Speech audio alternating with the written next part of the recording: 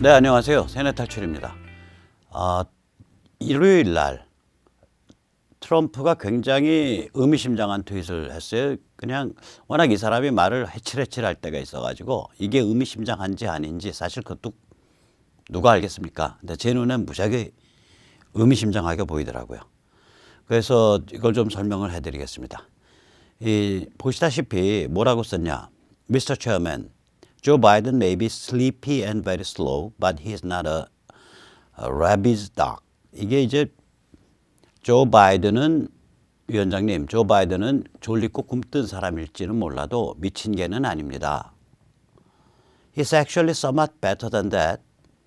사실 미친 개보다는 좀 나은 존재입죠. But I'm the only one who can get you where you have to be. 하지만 위원장님이 계셔야 할 곳으로 위원장님을 모실 수 있는 사람은 저밖에 없습니다. You should act quickly. Get the deal done. See you soon. 위원장님은 더 이상 시간 끌어서는 안 됩니다. 비핵화 타결을 보셔야 합니다. 곧 뵙기를. 보면은 그냥 뭐 또 트럼프가 좀 뭐 또 짓궂은 소리 했나 보다라고 넘길 수도 있는 말이에요. 그런데 이 행간에 좀 무시무시한 뜻이 많이 숨겨져 있습니다. 우선 첫째로 이 김정은 북한 지배 집단이 조 바이든을 미친 개, rabid dog이라고 비판을 했어요. 이게 무슨 갑자기 이게 왜 그랬나? 요새 조 바이든은 특별히 그 김정은 쪽이나 북한 지배 집단을 공격한 적이 없거든요. 이 조선중앙통신이 지난 금요일인가요? 11월 15일 날 뭐라고 말했냐? 이렇게 했습니다. 바이든 같은 미친 개를 풀어놓으면 여러 사람이 죽고 다친다. 이런 자들은 몽둥이로 때려 죽여야 마땅하다. 살벌하게 말했죠. 사실은 조 바이든이랑 뭐 북한 쪽은 투닥거린 적은 좀 있지만 이게 이미 벌써 6개월 전 일이에요. 바이든이 김정은을 폭군, 타이어런트라고 부르니까 이제 북한 중앙통신이 바이든을 지능 낮은 바보, a fool with low IQ라고 비난한 적이 있습니다. 그러다가 갑자기 이번에 느닷없는 그건을 한 거예요. 하도 느닷없이 이렇게 그건 하니까 연합통신이 머리가 꼬여서 뭐라고까지 해설을 했냐. 북한의 바이든 모욕은 트럼프에게 김정은이 잘 보이기 위한 알랑방구일지 모릅니다. 뭐 이런 취지로 연합통신이 설명을 했어요. 그래서 우리가 이제 야 이거 왜 갑자기 북한 지배 집단이 왜 조 바이든을 미친 개 몽둥이로 때려 죽여야 된다 이렇게까지 말했을까라고 짐작을 할 수밖에 없어요. 추정을 할 수밖에 없어요. 우선 첫째 그걸 알려면은 20세기 미국의 큰 전쟁은 모두 민주당 때 일어났다고 해도 지나친 말이 아니다. 이거를 염두에 둬야 됩니다. 이 트럼프가 당선되고 얼마 안 있어서 2018년 총가쯤에 이런 얘기했어요. 만약 힐러리가 당선됐더라면 지금쯤 한반도에서는 큰 전쟁을 하고 있었을 것이다. 이게 의미심장한 얘기입니다. 이 민주당은 만약에 이제 그 힐러리 그 전에 이제 그 오바마 또 그 전에 바보 이건 공화당이지만 아들 부시 또 그 이전에 민주당 클린턴 이런 지난 25년 동안의 추세가 계속 이어져서 힐러리까지 이어졌으면은 힐러리가 대통령이 됐더라면 이 준비가 안 된 채 갑작스럽게 방향을 180도 바꿔서 한반도 전쟁을 했을 가능성이 높았습니다. 준비가 안 됐어요. 왜냐? 이 지난 25년 동안 미국의 입장은 클린턴 이후로 이 북핵 문제를 중국을 중심으로 해서 풀겠다. 육자회담으로 풀겠다라는 관점이었거든요. 그래가지고 이러다가 중국이 지금 우리 다 드러났지만 중국 자체가 중국 공산당 중국 인민해방군이 북한의 핵과 미사일을 자기들의 별동부대로 쓰고 있는 거잖아요. 미국이 지배하는 세계 질서에 대항하기 위한. 그러니까 이게 그런데 미국은 그 중국에 대고 너희가 북을 잘 풀어봐, 잘 컨트롤해봐라고 기대하다가 상황이 자꾸 악화되면 어느 순간 퍽 하고 터져갖고 전쟁으로 들어갔을 수 있었던 거예요, 이게. 즉 준비가 안 된다라는 얘기는 뭐냐면은 중국의 한반도 개입 의지로 무력화를 안 시켜놓고 북이 막 핵도발하니까 그냥 퍽 전쟁 들어갔을 수 있다고 이게. 그래서 그걸 준비라고 부르는 겁니다. 중국의 한반도 개입 의지가 무력화됐냐 안 됐냐.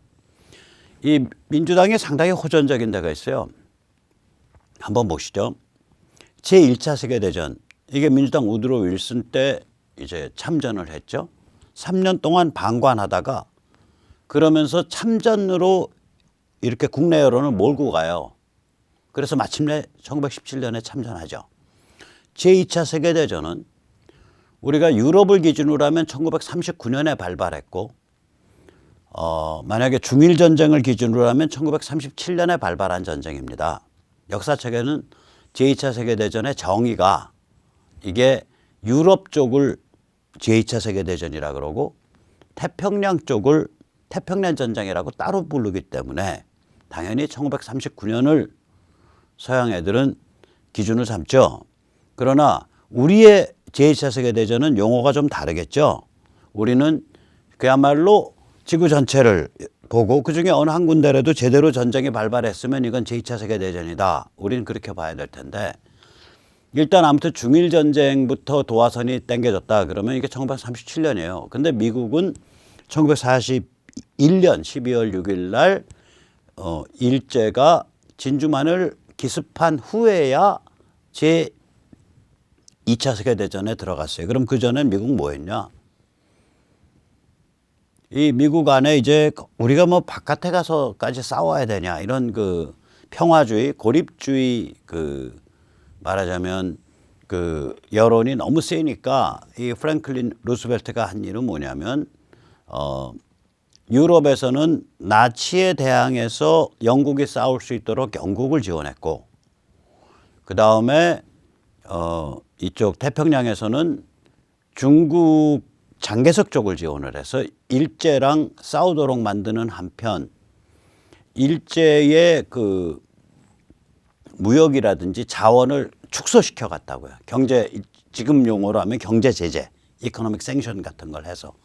그래서 일제가 견디다 못해서 이럴 바에 차라리 미국이랑 들이받고 말어라고 판단을 하고 근데 미국이랑 들이받으려니까 힘이 딸리니까 그러면 선전포고 없이 기습으로 먼저 썸빵 날리고서 미국 밟아버리겠다. 그래서 쳐버린 일이 진주만 공습입니다.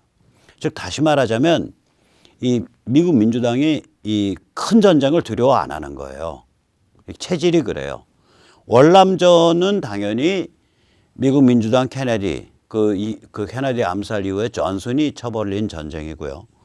그 다음에 이 6.25는 제가 6.16이라고 잘못 썼는데 6.25는 미국 민주당 트루만이 벌린 전쟁입니다.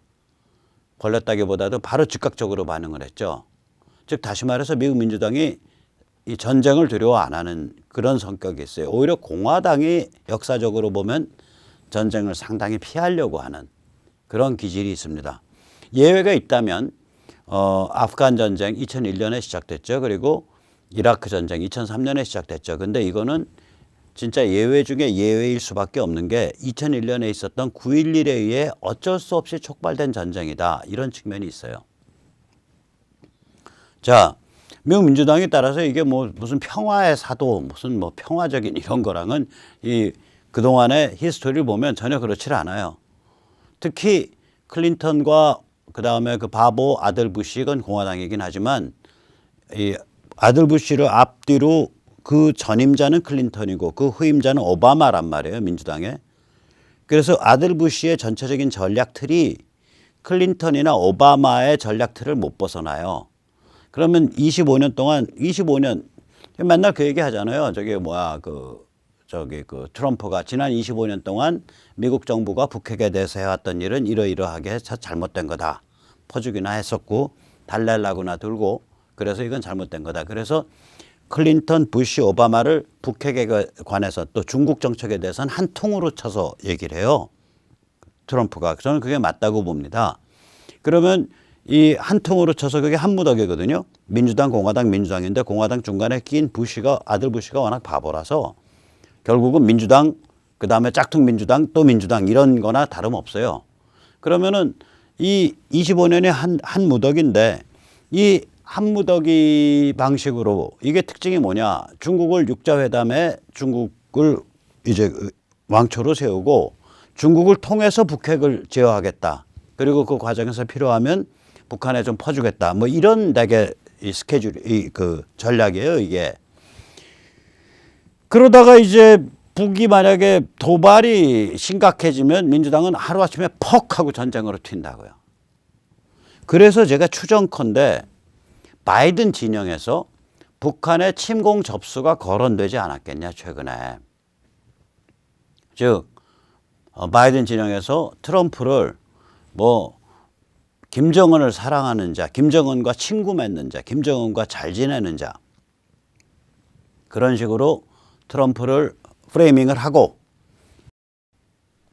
그것에 이제 대결되게 혹은 대립되게 혹은 그것에 대조되어서 우리 바이든 진영은, 우리 민주당은 원칙을 가지고 북을 화끈하게 밀어붙이겠다. 필요하면 전쟁도 불사한다. 이런 식의 노선을 만지작거린 거 아닌가 이런 생각이 들어요. 그 진영 안에서. 그러면 이 바이든 진영의 이러한 내부적 논의가 북한의 미국 내에 있는 북한 정보망에 포착됐을 수 있어요, 이게. 이게 이제 미국 내에 있는 북한 정보망이 이게 간단치가 않습니다. 일단 이 재미교포의 간첩이 디글디글하고요.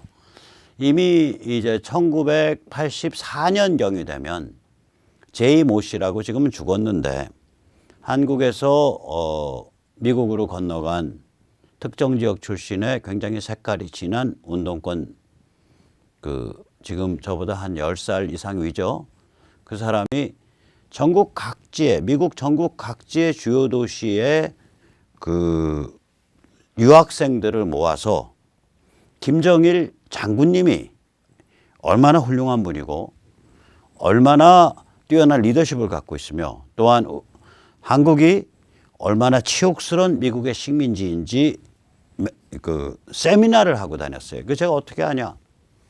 그 제이모 씨가 하는 세미나에 제가 창피해서 얘기 잘 안 해요. 하도 중퇴가 많아서요. 예일도 중퇴입니다. 그러니까 예일 중퇴 얘기는 잘 안 하는데 제가 예일 다닐 때 그 사람이 예일인가 뉴욕에 와서 세미나를 하는데 대학 재학생들 유학생들 모아놓고 저보고 같이 가자고 누가 저한테 제안을 하길래 야 내가 김정일이를 장군이라고 빨아주는 세미나에 내가 왜 가냐. 그래서 안 간 적이 있어요. 제가 직접적인 경험자로서 하는 말입니다. 그게 벌써 35년 전 얘기예요. 그게. 그러면 미국 안에 이 고급 간첩이 얼마나 많겠어요. 디글디글하죠. 이 미국 안에 고급 간첩뿐만이 아니에요. 뉴욕에 가면 그 유엔에 나와 있는 북한 외교관들이 많죠. 여기가 지금은 어떤지 모르겠는데 제가 올해 9개월 전에 제가 그 CPEC, 그러니까 미국 ACU, American Conservative Union, 그러니까 미국 보수주의 연맹에서 하는 그 CPEC 행사에 가서 이제 거기서 패널에서 제가 토론자로 나간 다음에 이렇게 좀 이게 괜찮은 교포들을 좀 만난 적이 있어요. 이 교포들이 통탄을 하더라고요.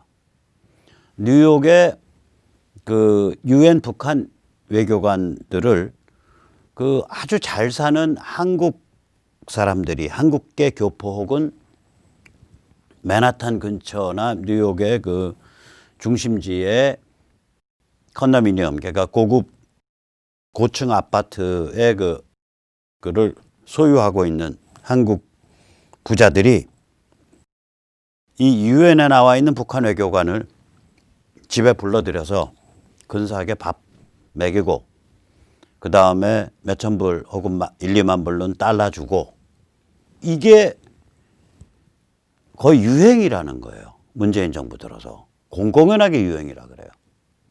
즉 다시 말하자면 미국 교포 사회에 잘 나가는 사람들 중에 혹은 괜찮은 사람들 중에 종북, 친북, 기회주의가 아래에 쫙 깔려 있고요. 그 깔려 있는 위에 마치 물속에 물고기들이 자유롭게 헤엄치고 다니듯이 그 속에서 간첩과 북한 공작원들이 자유스럽게 헤엄치고 다니는 그런 분위기입니다.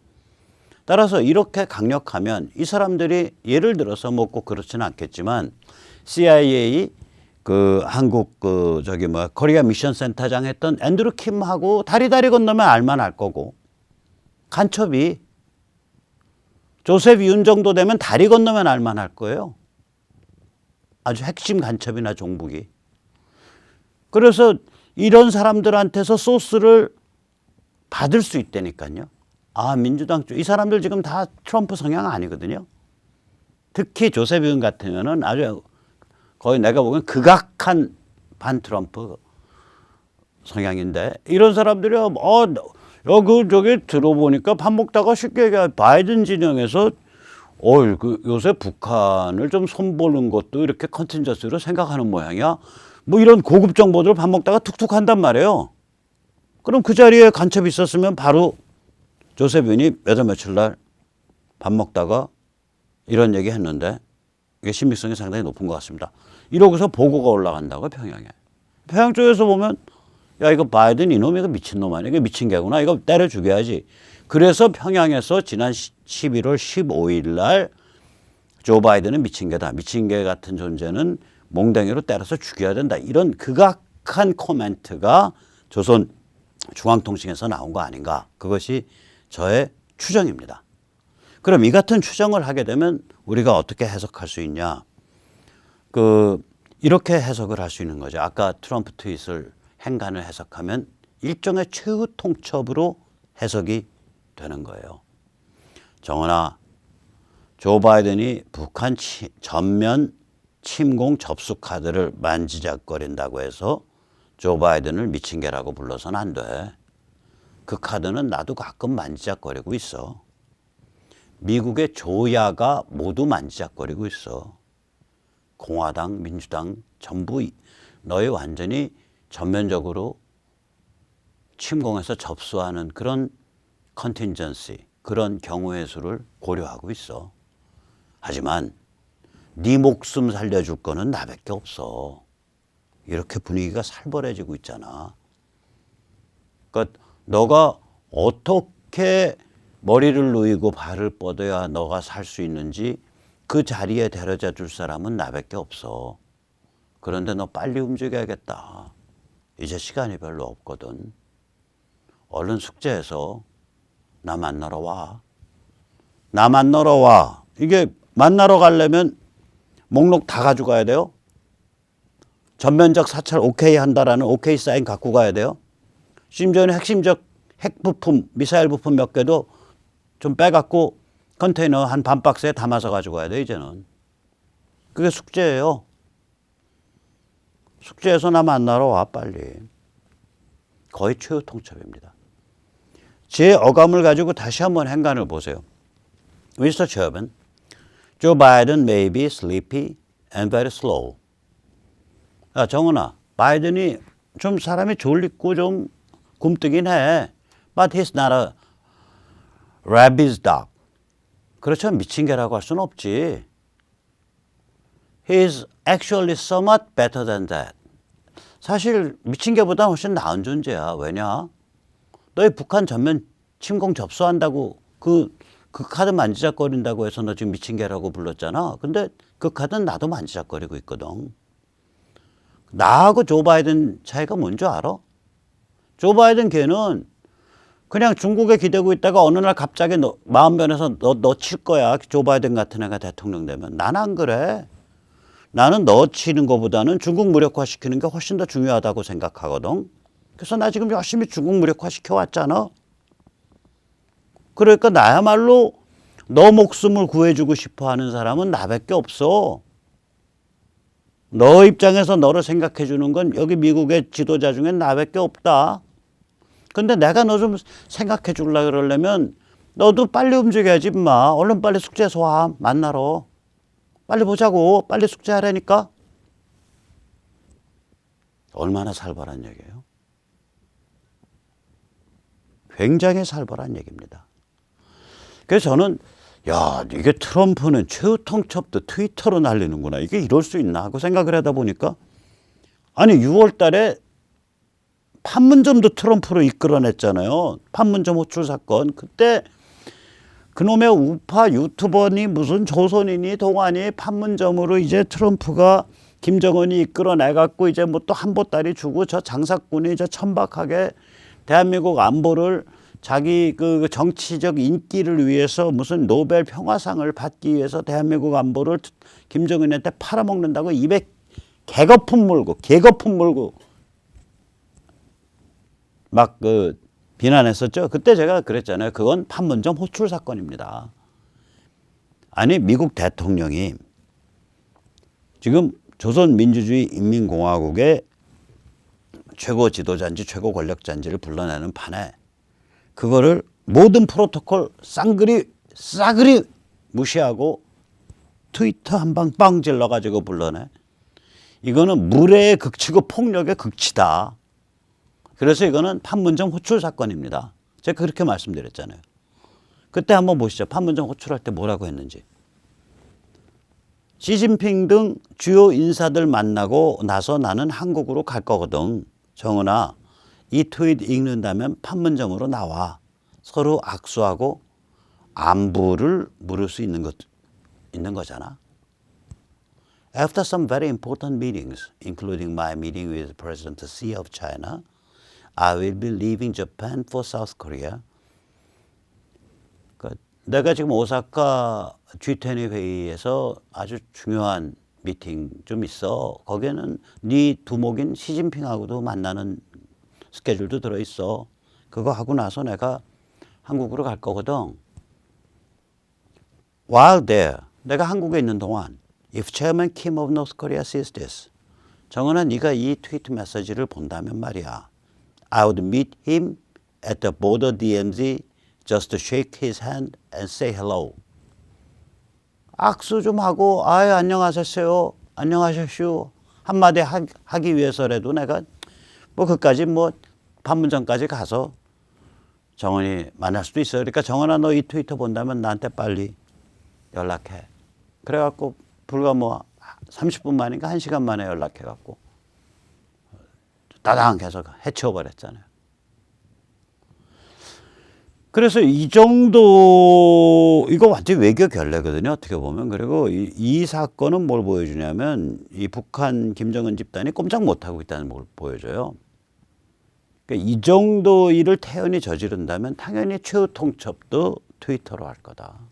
그리고 이거 아까 그 11월 이제 17일 날 그러니까 일요일 날 이 트럼프가 보낸 트윗은 이건 최후 통첩이다. 의미는 뭐냐? 야 이제 미국 민주당까지 포함해서 조야 전체가 너 패자고 하고 있어 지금. 너 살려줄 놈은 나밖에 없어. 너 살려줄 사람은. 근데 내가 너 살려주려면 너 빨리 움직여야 되고 빨리 숙제해서 갖고 와야 돼. 알아들어? 이 얘기예요. 살벌한 얘기입니다. 자, 이런 상황에서 우리 지금 뭐 조중동 이런 데서 이 트위터에 대해서 이런 해설 안 하잖아요. 또 자유한국당도 이런 해설 안 하고. 그러니까 이른바 우파니 이른바 보수니라고 우리가 이제 기대할 만한 그런 데들이 전부 그 얘기를 안 하고 있단 말이에요.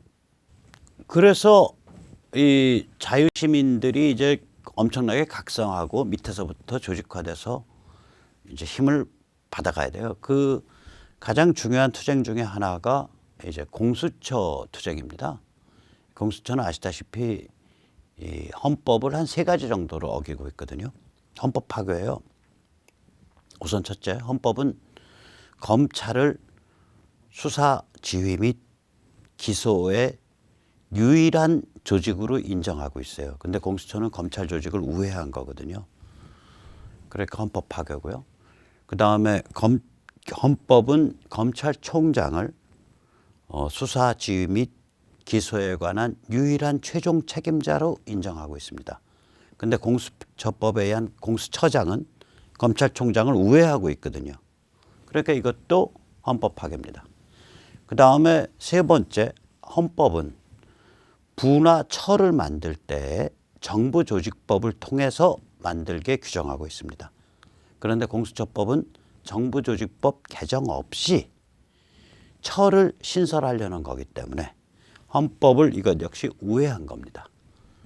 그래서 이같이 3번이나 헌법을 우회해서 헌법을 파괴하는 법이기 때문에 이런 거 내버려뒀다가는 바로 게슈타포와 같은 무소불위의 비밀 경찰, 비밀 검찰에 의해서 자유민주주의가 파괴되고 맙니다.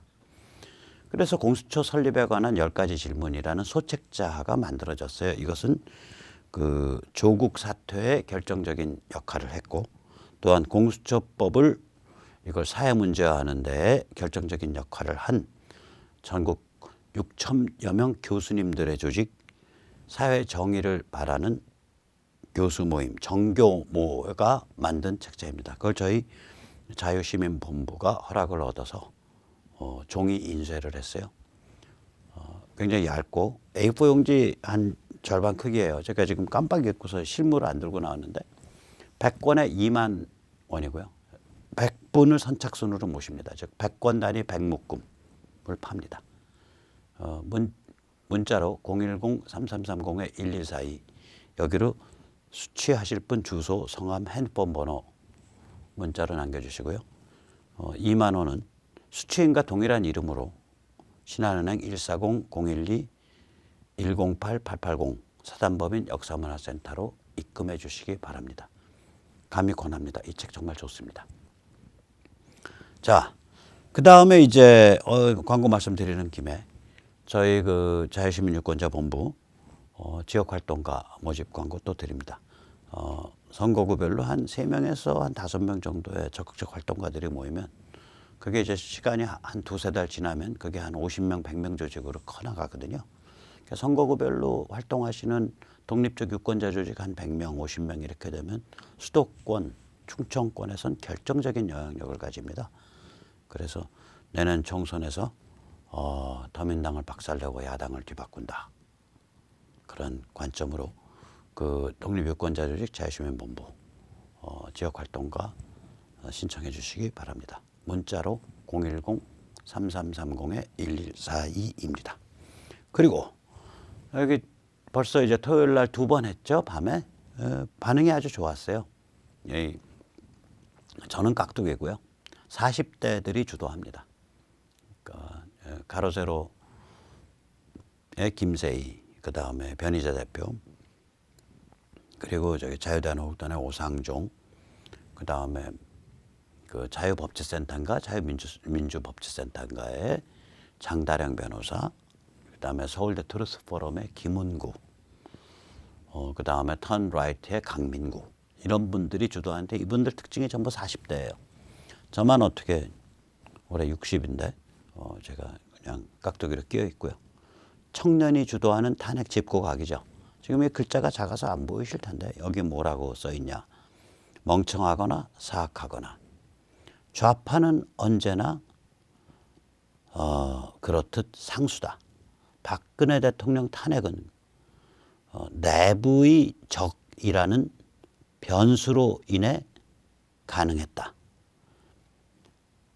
이 박근혜 대통령 탄핵으로 인해 문재인 586 집단이 정권을 장악하게 됐다. 그런데 이제 와서 이 내부의 적을 전부 덮고 반문으로 모이자 이렇게 말한다는 것은 사기다. 그런 얘기죠. 그래서 우리가 지금 이 내부를 많이 짚어나가야 됩니다. 내부 안 짚으니까 지금 자유한국당 그냥 박살나잖아요. 저거 내부 안 짚었기 때문에 박살나는 거거든요. 스스로 박살나버리잖아요. 얼굴 마담해서 좀 당 좀 잘 다독거려서 좀 해봐라 해서 황교안 데려다 놨더니 그냥 간에 바람이 들려갖고 실세 당 대표인 양 막 설치고, 그 다음에 나경원은 나경원대로 다음번 여성 대통령 된 것처럼 설치고, 유승민은 유승민대로 공중에다가 이상한 총 쏘고, 김무성은 김무성대로 이상한 총 쏘고, 지들끼리 콩가루 집안 돼버리잖아요. 내부가 다져지지 않았기 때문에 저런 거예요. 원칙과 가치, 진실을 둘러싸고 내부가 다져져야 되거든요. 그래서 청년이라도 나서서 이 내부를 이제 다집시다. 그렇게 이제 하는 그런 집회고, 여기 굉장히 평균 연령이 일반 태극기 집회보다 한 20살 정도 낮아요. 참여자들 평균 연령으로 보면. 그래서 굉장히 활발하고 재미있습니다. 감히 권합니다. 이번 토요일 날 5시 반에 마로니에에서 뵙기를 감히 악망합니다. 자, 그럼 오늘 여기까지 모시겠습니다. 감사합니다.